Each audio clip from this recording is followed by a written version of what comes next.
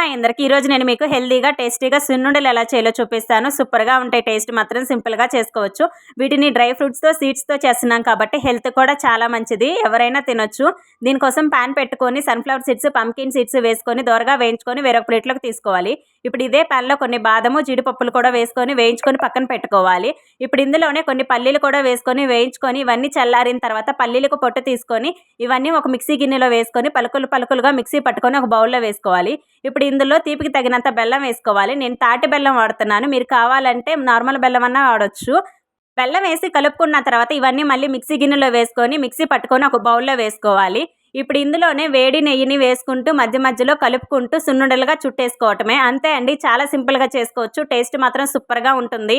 హెల్త్కి కూడా చాలా మంచిది. తప్పకుండా ట్రై చేసి ఎలా వచ్చిందో నాకు కామెంట్ చేయండి. మరి ఈ వీడియో కనుక నచ్చితే లైక్ చేసి షేర్ చేసి సబ్స్క్రైబ్ చేసుకోండి ఫ్రెండ్స్. Thank you, bye. మరొక రెసిపీతో మళ్ళీ కలుద్దాం. బాయ్.